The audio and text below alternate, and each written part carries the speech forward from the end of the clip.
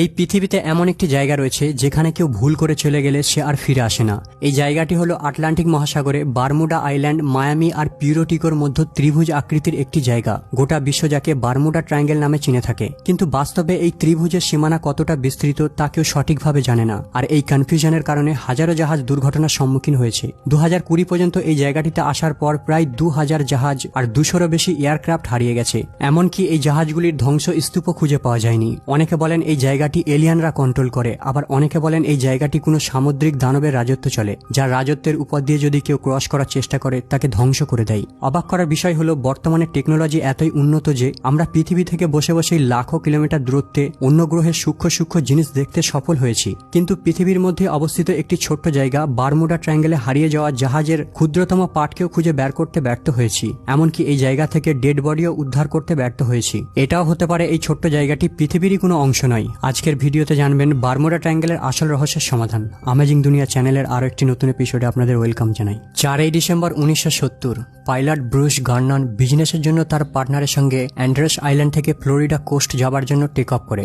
সেই সময় এই জায়গাটি বারমুডা ট্রায়াঙ্গেলের মধ্যে ছিল না। তাছাড়া ব্রুসের জন্য এই পথটি নতুন কিছু ছিল না, কারণ সে এই রুট দিয়ে অনেকবার যাতায়াত করেছে। তাই ব্রুস কোনো চিন্তা ছাড়াই সামনের দিকে আগিয়ে চলেছে। কিন্তু সে জানতই না এই যাত্রাটি তার চিরস্মরণীয় হয়ে থাকবে। যখনই ব্রুস যাত্রা করে হঠাৎ তার সামনে আজব ঘটনা ঘটে। তার সামনে প্রচন্ড ঝড় ওঠে, চতুর্দিকে কালো মেঘে আচ্ছন্ন হয়ে যায়।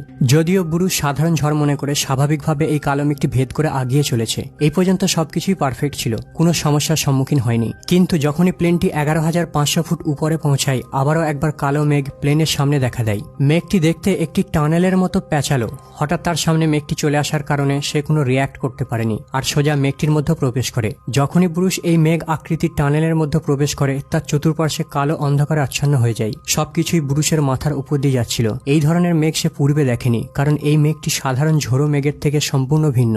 এরপর হঠাৎ সাদা আলো ফ্ল্যাশ হতে থাকে। এটা অনেকটা বিদ্যুৎ চমকানোর মতোই ছিল, কিন্তু কোনো শব্দ হয়নি, চতুর্দিকে কোনো বৃষ্টিপাত হয়নি। তাছাড়া এই আলোটি সাধারণ লাইটিং এর থেকেও অনেক বেশি উজ্জ্বল আর জালের মতো তার প্লেনের চতুর্পার্শ্বে ছড়িয়ে পড়েছে। প্রায় 20 মিনিট ধরে ব্রুস এই মেঘের ভিতরেই তার প্লেনটিকে উড়িয়ে যাচ্ছে। হঠাৎ সে অনুমান করতে পারে এই মেঘটি সেম মেঘ যা সে 11,000 ফুট উচ্চতায় দেখেছিল। পার্থক্য একটাই, তা হলো এই মেঘটি একটি টানেলের মতো প্যাঁচালো। ব্রুস এই সময় প্যাঁচালো টানেলের মাঝ বরাবর ছিল। সে খুবই ভয় পেয়ে গিয়েছিল, ভেবে নিয়েছে এই ফাঁদ থেকে সে আর কখনো বেরিয়ে আসতে পারবে না, কারণ তার সামনে এই টানেল থেকে বেরিয়ে আসার কোনো রাস্তা নজরে পড়েনি। কিন্তু তারপরে হঠাৎ এক আজব ঘটনা ঘটে যায়। ব্রুসের সামনের দিকে আলো জ্বলে ওঠে।